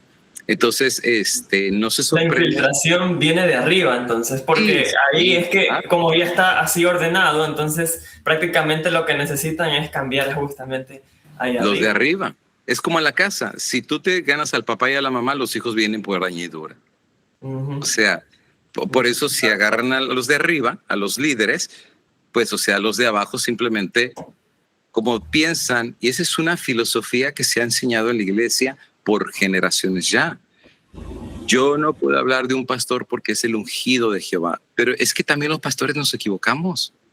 No somos perfectos, podemos cometer errores. Quien no se comete errores, Dios. A la ley y al testimonio, ahí sí no nos cerramos. Pero el pastor, por más sabio, inteligente que sea, podemos equivocarnos. Y por eso hay hermanos en la iglesia y hermanas que hasta nos pueden corregir. Nos pueden decir, pastor, eso que usted dijo no está según la ley y el testimonio. Pero ¿cómo lo va a tomar al pastor? A ver, hermanita, ¿y usted fue a la universidad? ¿Y usted sabe griego? ¿Y usted sabe hebreo? ¿Y usted sabe arameo? ¿Y usted sabe la Shema en hebreo? Y la hermanita se queda así como, no, pues si apenas terminé la escuela elemental y recién sé leer y escribir, pero he leído el conflicto de los siglos y la Biblia dice claramente. Por eso siempre he creído que cualquier hermanito que conoce la Biblia y el espíritu de profecía está a la altura de cualquier pastor. A la altura, literalmente, eso ya lo he visto, a la altura. No necesita ir a maestrías y doctorados. Biblia y espíritu de profecía, eso que están ustedes leyendo tiene más información que hasta un montón de pastores. Ustedes díganle, a ver, pastor, cuénteme un poquito. ¿Qué países fue los que predicó Calvino cuando vino la Reforma? Y el pastor va a decir, híjoles, pues, ¿en dónde está eso en el manual de iglesia? Mejor los laicos saben más que de repente a veces que sus propios líderes, porque están leyendo. ¿Y dónde lo están leyendo? En el espíritu de profecía. Por eso el diablo va a tener un odio contra, no lo dice Apocalipsis, los que guardan los mandamientos de Dios y tienen el espíritu de profecía, porque van a tener los ojos bien abiertos. Entonces, y cuando haya cambios, se van a dar cuenta. ¿Por qué? Porque lo van a comparar.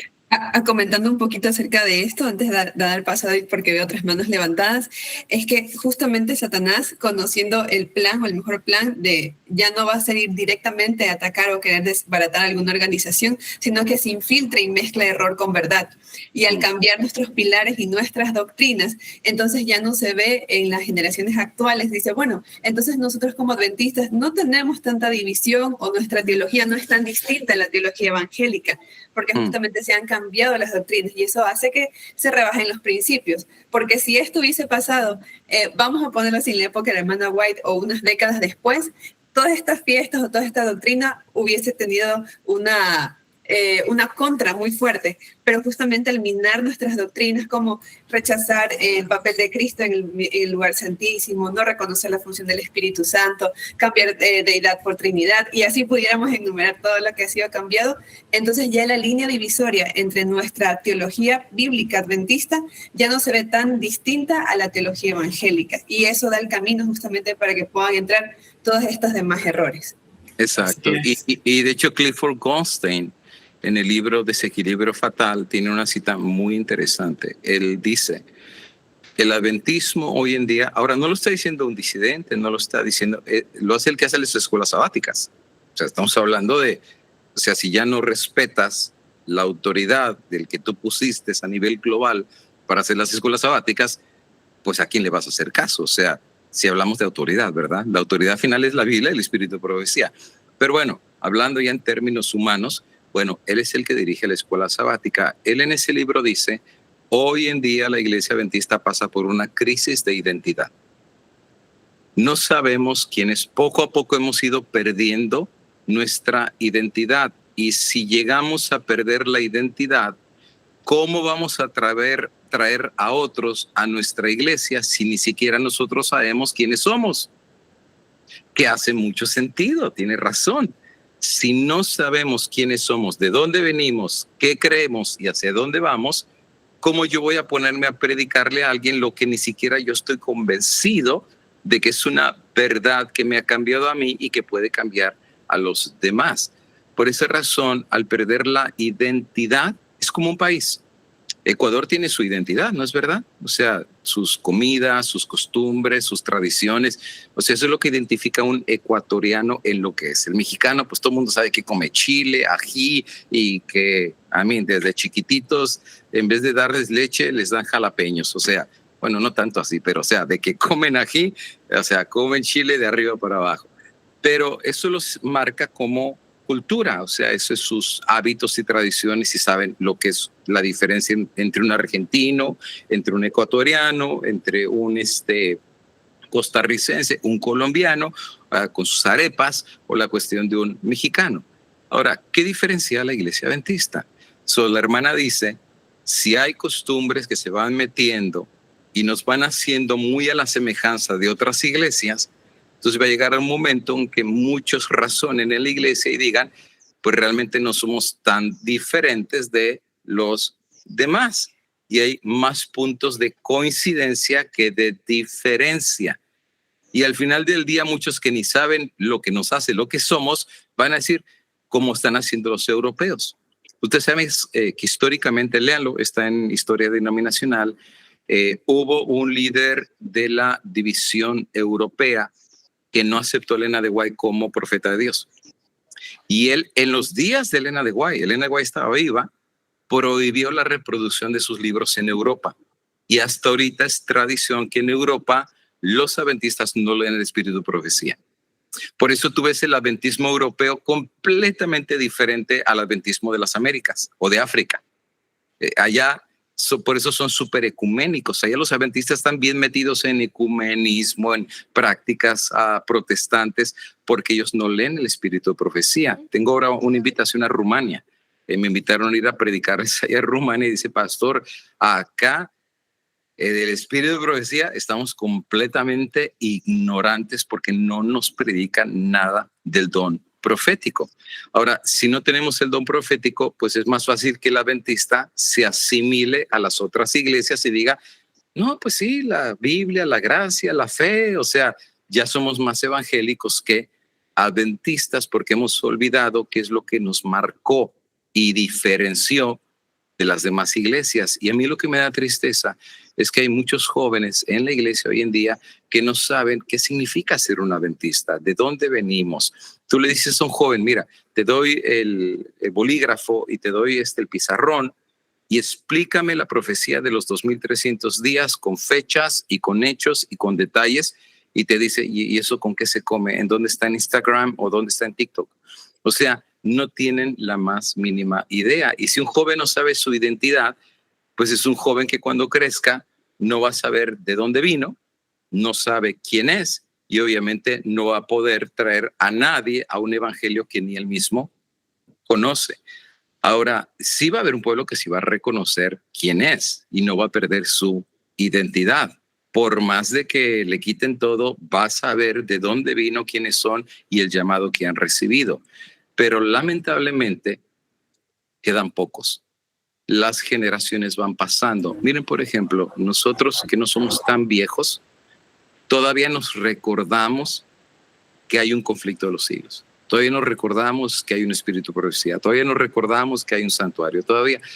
Pero los hijos de ustedes, si ustedes no mantienen esa flama y se les enseña a los hijos de ustedes en la iglesia lo de los 40 días de las mañanas con Jesús, lo del día del Padre, lo del día de la Madre, lo de la Navidad, lo de esto, lo de la música, lo de la guitarra eléctrica, lo de la batería, o sea, el mundo se trae a la iglesia. Los hijos nuestros van a crecer más similares al mundo, porque literalmente ya van a hablar con el mundo, vestirse como el mundo. Es la generación que va a decir, ¿y qué de malo tiene de ver estas películas? ¿Y qué de malo tiene ir al baile? ¿Y qué de malo tiene tomarse una copita de vez en cuando? ¿Y qué de malo tiene vaping? ¿Y qué de malo tiene ver esto? ¿Qué de malo tiene usar joyas? ¿Qué de malo tiene? es la generación que todo lo cuestiona, nuestros hijos. Entonces, cuando tú te pones a pensar y dices, pues, ¿qué va a ser de la generación que sigue? Si la nuestra se está olvidando, y todavía nos acordamos un poco, pero nos estamos olvidando que será de la generación que sigue. El diablo ha sido muy astuto. O sea, el diablo ha esperado el momento correcto para terminar de romper la identidad de lo que somos en la generación que sigue. Ha esperado. La de mi papá ya falleció, era de la generación aguerrida del adventista. Los papás de ustedes también, se los garantizo. La mía, pues todavía recordamos, pero con el paso del tiempo, pues la guardia ya no está tan fuerte como la generación pasada. Y la que sigue, pues ya es la generación que va perdiendo la identidad. Ahora imagínate los hijos de nuestros hijos. Prácticamente, pues ya el ecumenismo y todo eso para ellos va a ser como lo más atractivo del mundo. El diablo es astuto, obviamente. Sí, bueno, ya para cerrar, Pastor, muchísimas gracias por haber aceptado la invitación. Nos emocionamos muchísimo con David cuando su hermana nos comentó que nos confirmaba una fecha.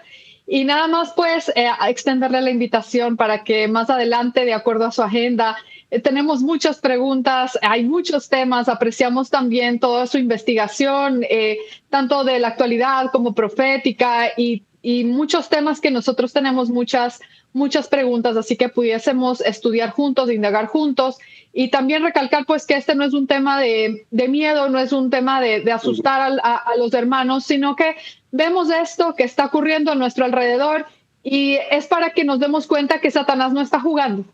Satanás no se metió en esta batalla para medio hacer las cosas, sino que las está haciendo y con tiempo y las tiene ya preparadas. Pero nosotros no estamos preparados y nuestra preparación es diaria con Cristo, que nuestra consagración sea cada día. Y pues aquí está un grupo de jóvenes que está queriendo aprender más, queriendo acercarse más al Señor. Así que, Pastor, la invitación está puesta cuando usted pueda incluirnos en su agenda. Mire que usualmente terminamos a las 9 de mucho, pero ya van a ser 11:15. El tema ha estado muy bueno, muy interesante. Seguro quedaron muchas preguntas. Muchas gracias a todos los que permanecieron también conectados. También nosotros subimos el video a YouTube y pues pedirle un mensaje final y ya para cerrar una oración también, una oración final para que cerremos la reunión y un mensaje para los jóvenes, un mensaje que nos lleve a la reflexión de qué realmente está pasando, mi querido pastor, y muchas gracias por aceptar la invitación. Con gusto, con gusto. Bueno, la meditación final, o la palabra final serían dos. Número uno, la Biblia dice, Dios no mandará prueba más grande de la que podamos soportar. ¿Qué significa eso? No hay que tener miedo. Si Dios permite algo, es porque Dios sabe que lo podemos pasar. Y si Dios sabe que no lo podemos pasar, no lo va a permitir. Es así de simple y de sencillo. Yo confío en Dios. Y si Dios sabe que mi fe faltará, no mandará la prueba porque mi fe no será tan fuerte. Pero si Dios lo permite, pues mi responsabilidad es decirle, pues Señor, ayúdame porque soy falto de fe. Pero si tú lo permitiste, pues yo sé que al final del día tú también vas a traer la victoria y vas a dar salida. Por eso no deberíamos de tener miedo. Dios sigue siendo Dios, sigue estando en su trono, sigue reinando, sigue siendo todopoderoso. Miren, hace 4 años y medio me dio COVID, me voló 80% de los pulmones, ya me estaba muriendo, literalmente ya me había despedido de mi esposa y los doctores decían, trasplante de pulmones o te vas a morir. O sea, literalmente. Y al final del día les dije, oigan, y los pulmones pues no se podrán regenerar, Dios no podrá hacer un milagro. Y cuando mencioné la palabra Dios, lo que se enojaron los doctores, los especialistas de California, crema y nata de Estados Unidos, ustedes saben. Y me recuerdo bien claro lo que el doctor me dijo, dice Dios. Dice, nosotros somos los dueños de la ciencia, nosotros tenemos el conocimiento y los que te vamos a salvar somos nosotros. Entonces yo dije, wow, qué gran diferencia entre el creyente y el que cree que sabe más que Dios. Me sonó un Nabucodonosor o me sonó un faraón de Egipto, ¿verdad? ¿Quién es Jehová? O sea, nosotros somos los dueños de todo, de la vida y de la muerte. Al final del día, Dios me hace un milagro. y Dios me levanta, y a la semana pues ya me empezaba a levantar de la cama, a las 2 semanas ya empezaba a caminar, y a las 3 semanas andaba alrededor del hospital. Los doctores nos explicaban cómo el milagro se dio después de que me ungieron. O sea, creo que Dios es todopoderoso. Creo que Dios puede aún resucitar a los muertos. Creo que Dios es Dios de milagros. Puede hacer llover pan del cielo, puede sacar agua de la roca, puede hacer milagros que todavía no hemos visto. El problema no es Dios, a veces es nuestra falta de fe.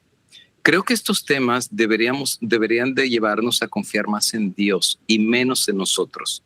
Si yo me miro a mí, claro que me va a dar miedo, porque yo sé que como Pedro pienso que soy firme, pero a la hora de la hora niego y soy cobarde.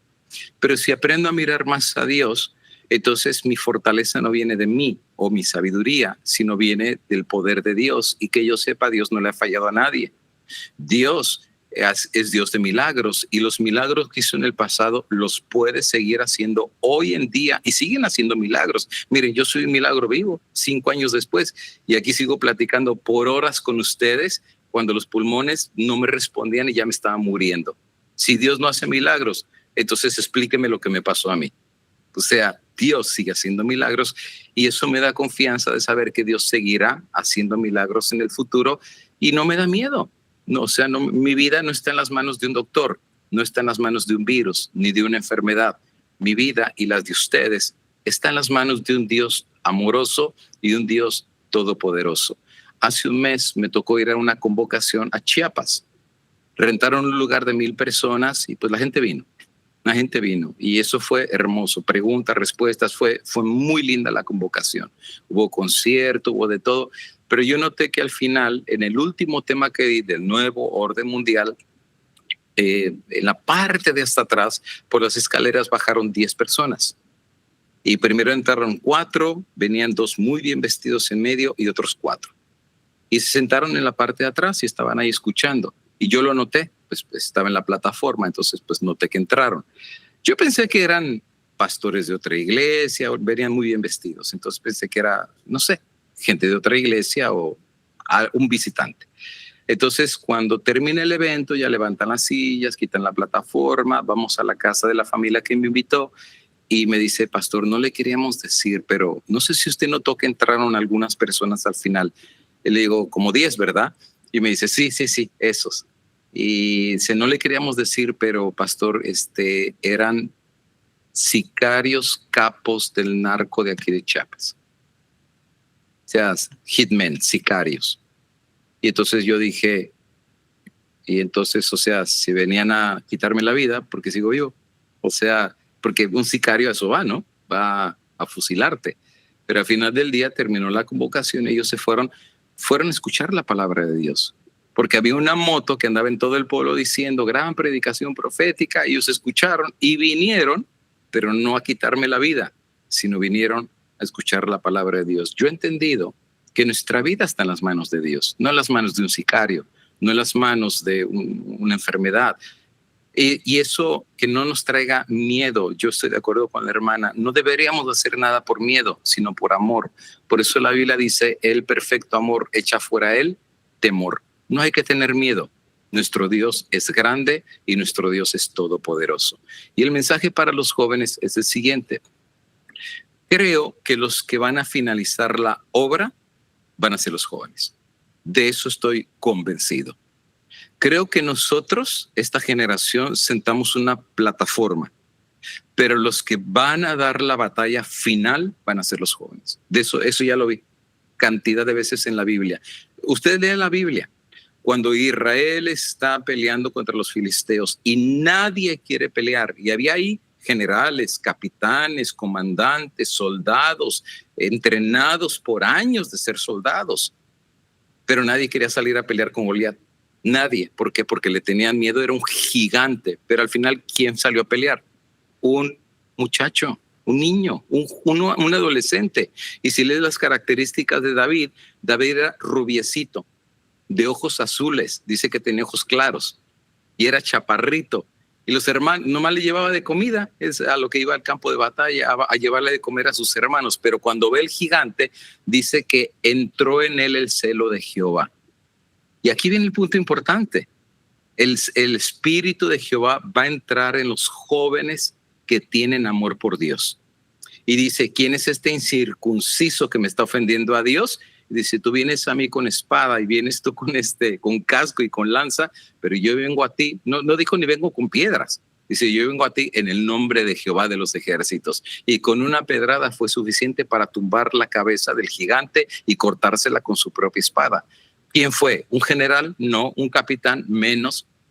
Fue un jovencito que nadie conocía. Un pastor de ovejas que se dedicaba a cuidar cabras y a cuidar ovejitas. Cuando viene la estatua de Nabucodonosor y van a tirar a todo el mundo al horno y suena la música, ¿cuántos se arrodillaron? Todos, excepto 3. Y los 3 no eran líderes de Israel, no eran ancianos de iglesia, no eran sacerdotes, no eran levitas, eran 3 jovencitos que propusieron en su corazón no contaminarse con la comida del rey ni con las costumbres de Babilonia. Son los que dijeron, no vamos a adorar. Son los jóvenes hacen la diferencia y yo sé que van a hacer la diferencia. Jesús escoge apóstoles. El más viejo era Pedro, todos los demás eran adolescentes. Tenían 15 años, 16 años. O sea, esos son los que escogió Jesús. Yo creo que los jóvenes van a jugar un papel muy importante en el tiempo del fin y por eso el diablo los está jalando. Por eso el diablo les está dando tanto entretenimiento, redes sociales, TikToks y todo eso, porque sabe que cuando los jóvenes se despierten, los jóvenes van a pelear la buena batalla y van a finalizar lo que nosotros comenzamos, lo que nuestros padres comenzaron, los que los antepasados comenzaron. Ellos son los que van a dar el pregón final. Por eso, mi consejo a los padres es no le pierdan la esperanza a los jóvenes. No los critiquen, oren por ellos. Pídanle a Dios, Señor, mira, este joven es más tuyo que mío. Y yo sé que tiene luchas y yo sé que tiene pruebas, pero, Señor, no lo sueltes. O sea, dale de tu luz, dale de tu amor, hazle sentir que no lo has abandonado. Hazle sentir que tu compañía es real en él y que tú tienes un propósito para él y que por algo lo hiciste nacer. Dale un sentido a su vida y a mí, pues que yo no lo esté regañando porque ya fuera el diablo y el mundo, o sea, ya los tienen apaleados y que no lleguen a la casa y también nosotros los apaleemos. No, creo que los padres deberíamos orar más por los hijos. Deberíamos hablar un poquito más con los hijos, aconsejar un poquito más con los hijos, leer más la Biblia con los hijos y ponerlos en las manos del Señor. Y los jóvenes, el único consejo que puedo dar es, Dios sigue creyendo en ustedes. Crean ustedes también en Dios. Dios no ha perdido la esperanza por ustedes. No pierdan la esperanza en Dios. Y Dios sigue trabajando por ustedes. Sigan trabajando por Dios, porque al final del día Dios va a honrar a los jóvenes de una manera maravillosa.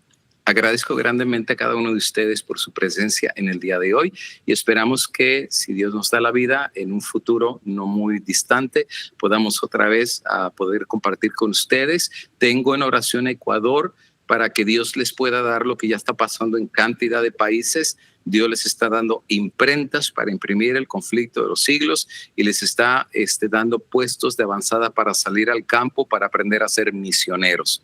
Acabo de regresar de Chile. Acabamos de dedicar la imprenta y se repartieron 400 conflictos de los siglos y se recogieron casi 9 millones de pesos de ofrenda solamente en el sábado. 9 millones de pesos para la siguiente producción de libros que se van a hacer en Chile. Y saben, la gran mayoría de los que vinieron eran jóvenes. Venían con muchas preguntas y yo me la gocé de estar con ellos. Entonces ahora hay una hermanita que al final se me acercó y me dijo, oiga, pastor, sabe que yo estoy vendiendo un terrenito y si Dios bendice, yo creo que vamos a comprar un terreno y pongamos un puesto de avanzada aquí en Chile para que nuestros jóvenes aprendan. Y vino otro hermano y dice, yo soy apicultor. Dice, yo les enseño a los jóvenes para que sepan trabajar con las abejitas. Y vino un señor bien alto, como de 2 metros. Y dice, yo soy ingeniero agrónomo, doy clases en la Universidad de Chile. Si abren el puesto de avanzada, yo les enseño agricultura a los jóvenes. O sea, Dios tiene gente. Vino otra hermana que decía, yo soy directora de colportaje, pero soy naturópata. Si ponen un vida sana y un puesto de avanzada, yo les enseño. medicina natural y a ser médicos misioneros. O sea, hay gente, Dios va a unir a todos, ¿me entienden? A los papás con los hijos, los abuelos, todos van a tener una forma de trabajar en la obra del Señor. Y ojalá que Dios a Ecuador les dé un puesto de avanzada, es una escuela misionera en el campo. Ese es un puesto de avanzada, una escuela misionera en el campo. O sea, lejos de la ciudad, se compra un terreno de 5 hectáreas y ahí se pone panadería, agricultura, invernadero, una escuelita para los niños, para que aprendan no como enseña el mundo, sino a la manera del Señor, la verdadera filosofía de la educación. Se pone apicultura para poner abejitas, o sea, carpintería, imprenta para que ahí se hagan los libros del Espíritu Profecía, y que los jóvenes que se eduquen ahí salgan como verdaderos misioneros, que salgan pero llenos del poder del Espíritu Santo. Y claro, en estos lugares hay matutinas, o sea, se levanta de madrugada, en las tardes hay culto, hay cocina vegetariana, o sea, ahí aprenden todo lo que significa ser adventista del séptimo día correctamente a la manera del Señor, y Dios está abriendo esos lugares en todos lados. Ahorita ya vamos contando 7 países que Dios ya nos dio esa bendición, y hay países que llevan con 2 imprentas, o sea, ya no tienen una, tienen 2. Por ejemplo, está hablando con República Dominicana, Dios también ya les dio su imprenta, y empezaron imprimiendo 100, después 300, después 400, y ahora la última vez que hablé con la directiva me dijeron que están en una producción de 9,000 conflictos de los siglos si vamos a predicar en un estadio a Santo Domingo. Y les dije, con gusto, si tienen los materiales, vamos y predicamos. Y ahorita hay un proyecto que se llama Proyecto China, en donde un empresario de Perú está diciendo, pastor, junte $1 millón, junte $1 millón y nos vamos a China. Y pongamos a los chinos a trabajar, o sea, que ellos nos hagan los libros. Y los conseguimos por centavos, 30 centavos de dólar un libro. Con $1 millón traemos 3-4 millones de libros y los repartimos por toda Interamérica. Y dice, pastor, no estoy jugando. Dice, de ese $1 millón yo pongo 300,000. O sea, yo pongo 300,000, usted junta el resto. Entonces yo veo cómo Dios está obrando y está moviendo las piezas de su obra de una manera maravillosa, pero quieren que les diga algo que es muy bonito, que los que están trabajando fuertemente en la producción de libros, en las imprentas donde se está produciendo el conflicto de los siglos, son los jóvenes.